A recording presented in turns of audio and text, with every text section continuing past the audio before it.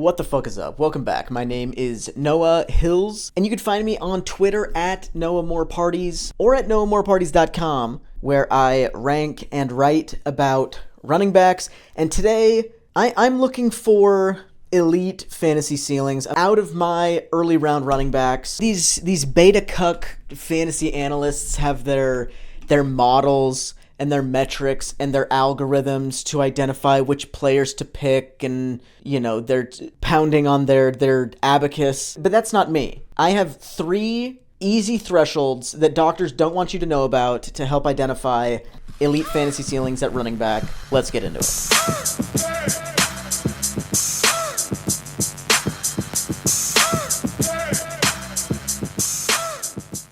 Since 2013, so in the last decade, the RB33 of that decade, so essentially, a top 3 running back in an average, like the worst top 3 running back of the last 10 years, averaged 20 points per game. The average RB1, like RB1 overall, averaged 25 points per game. So if we use those as our thresholds for, elite fantasy ceiling and like league winning RB1 overall fantasy ceiling, 20 points per game, 25 points per game. Every running back in the last decade who averaged at least 20 PPR points per game while playing at least half a season in the last decade reached at least one of these 3 thresholds. Number 1, 300 carries. 300 carries. That's a lot of carries. Number 2, 100 targets. Also a lot of targets. And number 3, 17 touchdowns. They all did one of those 3 things based on a 17 game pace. Some of them played, 12 games, didn't quite get to 300 carries, but were pacing for it. So I counted that.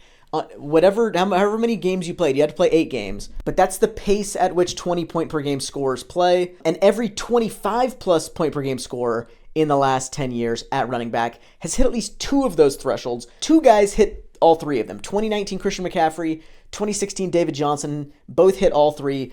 But identifying guys in the current player pool who can hit those thresholds, 1 or more of them, I think is a good way of focusing on fantasy breaking upside in the early rounds. So I'm going to go through RB15 through RB1 by current ADP over on Underdog. And the first, at the back end of that list, we got guys like Kenneth Walker, Travis Etienne, Breece Hall, Ramondre Stevenson.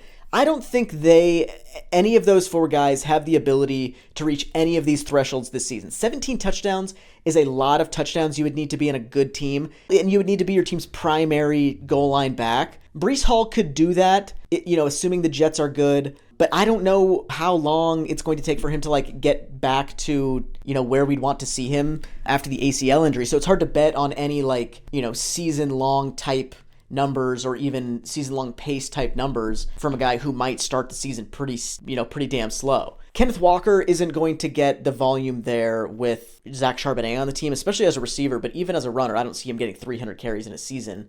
Travis Etienne isn't a super high volume rusher either, but now Bigsby's there to be a more effective breather back than they had last season. He might also take goal line work. He might also eat into Travis Etienne's receiving role.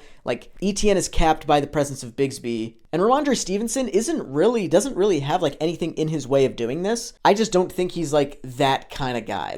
He's not that guy. He's good. He could do 70% in all 3 of these. He could have 220 carries, 70 targets, and 12 touchdowns. That would not surprise me. But to go 300, 170, even hit one of those for Ramondre would surprise me quite a bit, given the offense he's on, the kind of passing game volume he's seen before, and it would just be a massive increase in his rushing workload. And Damian Harris isn't there, so maybe we'll see. But that would be a pretty big increase in his rushing workload to hit 300 carries. So I think those guys we can kind of safely say probably don't have elite fantasy ceilings, at least this season. One guy who I think probably hits one of these thresholds is Jahmyr Gibbs. He's not going to get 300 carries. It's absolutely not happening with David Montgomery on the team.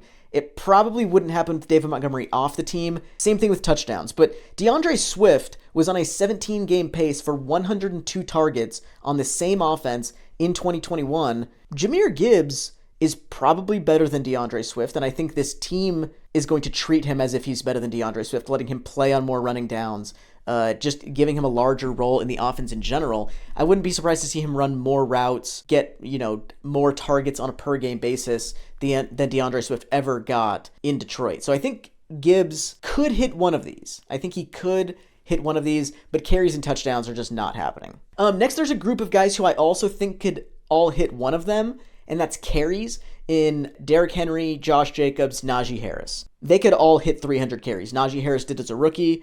Almost positive Josh Jacobs did last year. Derrick Henry has multiple times. None of them are going to see 100 targets. Najee Harris is the best receiver among them. He had quite a few targets as a rookie. I think he had 94 as a rookie, but that went down to like 76 last season.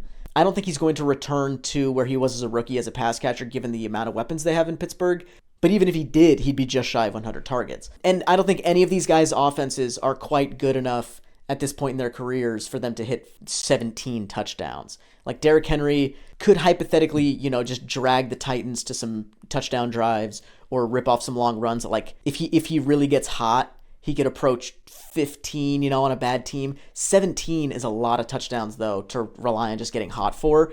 The Raiders aren't going to be that good, led by Jimmy Garoppolo. They'll be functional, but they're not going to be like the type of team that can line up Josh Jacobs with like league-leading amount of goal line touches. And the same thing with the Steelers and Najee Harris. So I think those guys could all get 300 carries, but I don't think that their lack in the other areas are going to keep their ceilings below elite in fantasy, I think. RB7 right now, though, on Underdog is Tony Pollard, who's kind of interesting here. You don't think of him as like a high volume guy. He's been like, spelling Ezekiel Elliott for the last few years. We want him to get more work, but like how much can he really handle as like a relatively skinny guy who's got a wide receiver background, has never been his team's undisputed starting running back. He hit 193 carries last season, the most in his career, but Zeke is gone. And him and Pollard combined for 424 last season, and the Cowboys didn't really bring anybody else in. Like Ronald Jones is on the team. I think he can run the ball effectively, but he's not been forcing NFL teams to put him on the field for the last couple of seasons.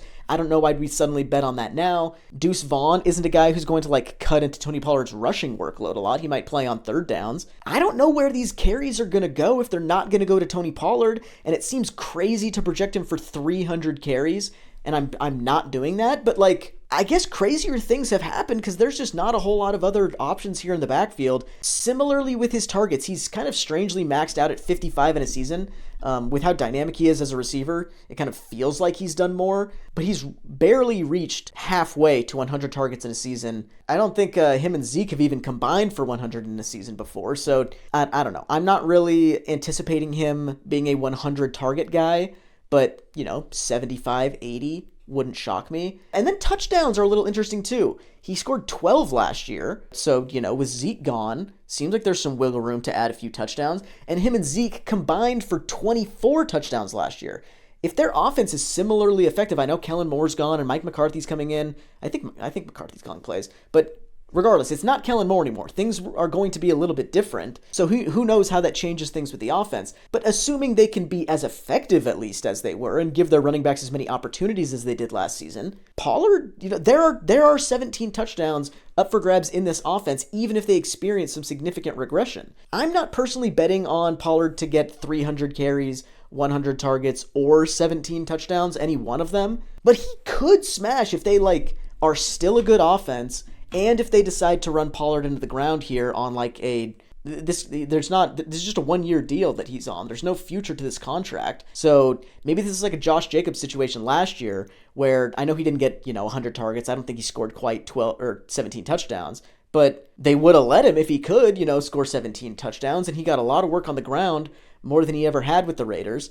It wouldn't shock me if that happened with Pollard. He just doesn't feel like a guy that gets a ton of work, so I wouldn't bet on it. Next, we have Nick Chubb, though, at RB6, who broke 300 carries for the first time in his career last year, a season in which the Browns were 18th in points and 13th in total yards across the league. So they were a decent offense, a decent team. But I think if Deshaun Watson returns to something resembling the form he had with the Texans this season, like if he starts playing quarterback well again, that's going to equal more sustained drives for Nick Chubb and more leads that they're going to play with if they have a near MVP level quarterback on their team. That's going to equal more volume for Nick Chubb. Kareem Hunt is gone. If this team is better, there's more opportunities to run the ball closer to the end zone. They just might run more plays in general because they have the ball more often.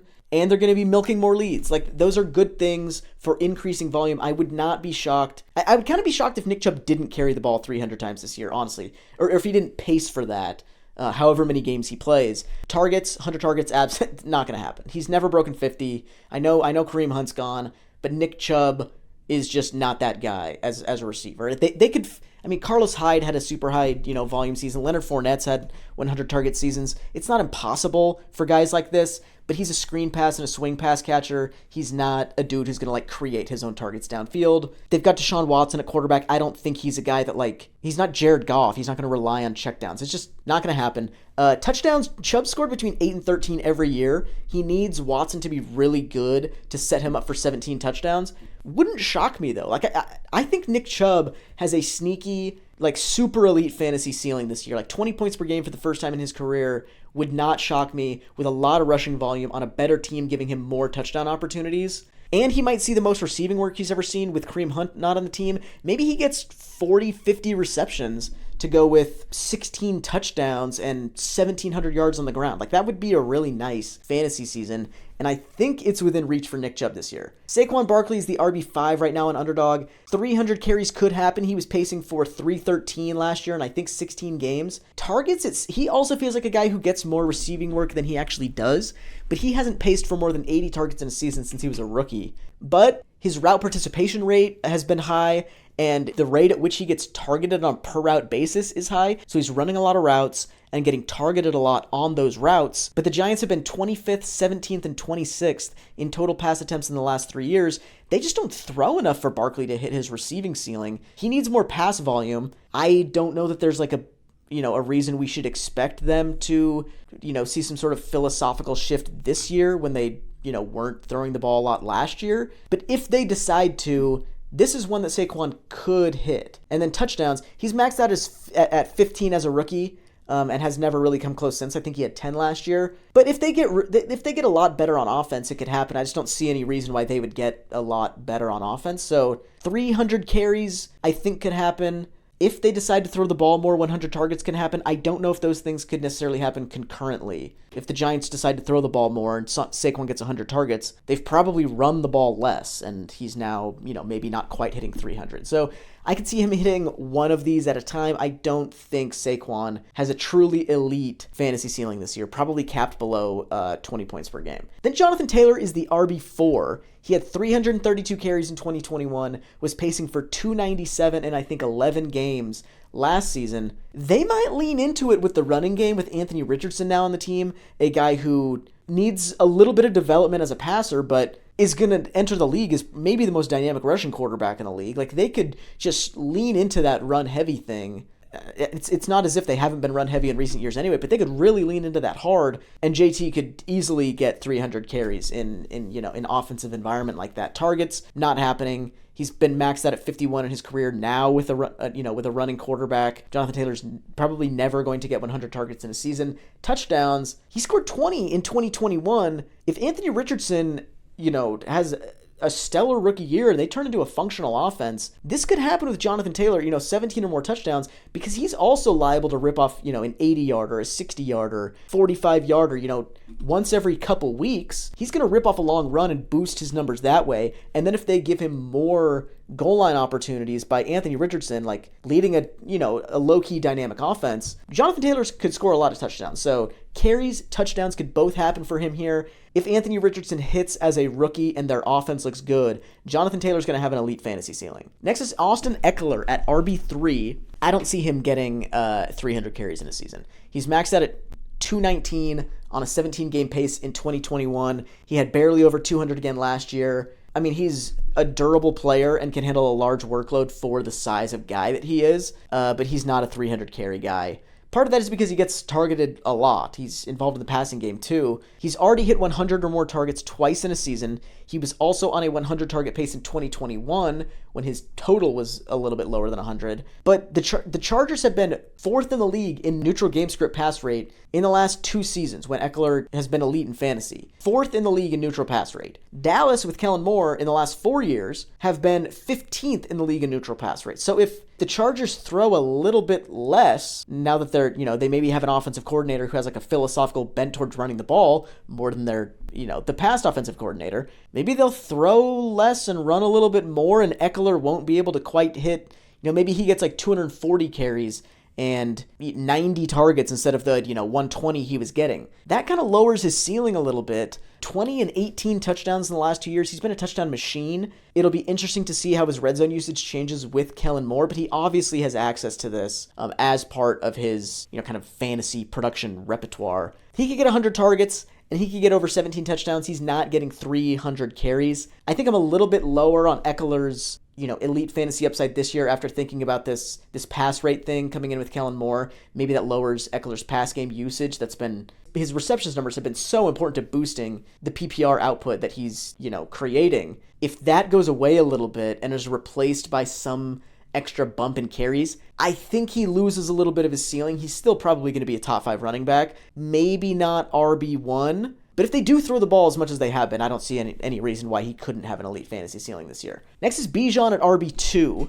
300 carries, he could do it. Rookie running backs who were taken in the top 16 picks of the draft, so first half of the first round, rookie running backs average 14.7 carries per game in the last 10 years. On a 17-game pace, that's 250 carries. So if he was just average for where he was picked in the draft, he would have 250 carries this season. Tyler Algier and Cordarrelle Patterson combined for 354 last season. Most of those are probably going to go to Bijan. I think he's going to flirt with 300, if not go over it. Najee Harris at 307 as a rookie. And Arthur Smith is just so committed to running the ball. 52% run to pass ratio last season. They were the only team in the league that was running the ball more than they were throwing it. And then 50% pass run ratio in 2020 with the Titans. Same thing in 2019. Not very many teams are running the ball just as often as they throw it. Arthur Smith is one who consistently does. The only year in the last 4 years in which his teams weren't running at least half the time was in 2021 when Cordarrelle Patterson, a wide receiver and kick returner, was his starting running back. So when he's got functional running backs back there, guys who actually play the position, he's running the ball a ton. Bijan Robinson is certainly a functional running back who actually plays the position. Would not be surprised if he got a ton of rushing volume this year. Targets, probably not enough team passing volume to get there. Even as a team that wasn't running the ball very often and had a starting, had a wide receiver starting at running back, Cordarrelle Patterson only had 69 targets in 2021, with some similar offensive personnel and the same play caller. I don't think Bijan is going to hit 100, especially given the other weapons they have in the passing game. Drake London, Kyle Pitts. If Desmond Ridder can actually throw the ball, those guys are going to be the ones probably getting most of the targets. Bijan could get 80, I wouldn't be surprised by, but he's not getting 100. And then touchdowns, I don't think this team's good enough for him to get 17 touchdowns, honestly. Other than Derrick Henry, every running back with 10 or more attempts inside the 5-yard line last season was on an offense that finished top half in the league in either yards, points, or both. I don't think the Falcons are going to be a top half of the league team in either yards or points, and we're betting that he's just Derrick Henry, creating within the 5-yard line opportunities for himself, essentially. Bijan's gonna be good. It's tough to bet on him being that big of an outlier. I don't think his fantasy ceiling is elite this season. Probably a solid RB1, but probably not a top 3 guy. And the last year is Christian McCaffrey. Carries, 300 or more is unlikely. In 2019, when he had a 98% snap share and a 91% opportunity share, both ridiculous, both unheard of in the modern NFL, current distribution in backfields, that he had a 305 carry pace that season. All other years when he's not really even come close, he's going to need to play that much again. There's Elijah Mitchell is on this team. San Francisco always finds guys to plug in at running back. He's not going to play enough to get 300 carries. He played at a 190 carry pace in games with Elijah Mitchell last season. He's probably going to be somewhere around 200 carries this year. Targets, he could maybe get over 100. He's done it 4 times in his career, but this Elijah Mitchell thing calls that into question as well. 91 targets was his 17-game pace in games with Elijah Mitchell last season. That's significant. If Christian McCaffrey is not going to be a 100-target guy, probably not going to be much more than 200-carry guy. It's interesting, where does his, he's the RB1 right now. I've been a proponent of him at RB1. Going through this exercise kind of calls into question, in my mind, is Christian McCaffrey truly in a situation here alongside another competent running back who's going to play quite a bit, at least based on their history together in, half a season's worth of games from last year? Is McCaffrey going to play enough to be the guy he's being drafted at or the guy he's being drafted as, I'm not sure he does. It would not shock me if he got 100 targets, but it's worth pointing out that the sample of games we have of these guys playing with each other are of Christian McCaffrey not getting 100 targets. Touchdowns, he's only done this once. He scored 19 in 2019. And this is kind of a spot where I think he might score more than it seems like he could. Even with Mitchell, in the 6 games with Mitchell last season, his 17-game pace would have been 34 carries from within the 10-yard line and 20 carries from within the 5-yard line. Both of those would have been second in the league, even while playing with like a 2-down thumper, kind of, at least a pure 2-down runner in Elijah Mitchell. He averaged 26.3 fantasy points per game, though, in games without Elijah Mitchell while playing on the 49ers, 16.7 with Elijah Mitchell in the lineup. That's a massive drop-off, almost 10 points per game with and without Elijah Mitchell. That could be bad news for people drafting him as the RB1. If Elijah Mitchell is going to be involved, and I don't see why he wouldn't. Christian McCaffrey's a relatively old running back, suffered from injuries in the past, not a huge dude. Like, they probably don't want to force him onto the field for 85% of the snaps. Christian McCaffrey might not have the elite fantasy ceiling we've seen from him during his time with the Panthers. At the end of this exercise, I kind of think the guys I would bet on most for, like, elite numbers this season in fantasy are Austin Eckler and Nick Chubb, followed by Christian McCaffrey, Jonathan Taylor, and then some dark horse candidates with Tony Pollard especially, and then Bijan Robinson and Saquon Barkley, I think, are long shots to do it. Thanks for watching. Hit like, hit subscribe, follow me on Twitter. Have a great... When is this coming out? It's coming out on Wednesday. Have a great rest of your week. See you on Saturday. Peace.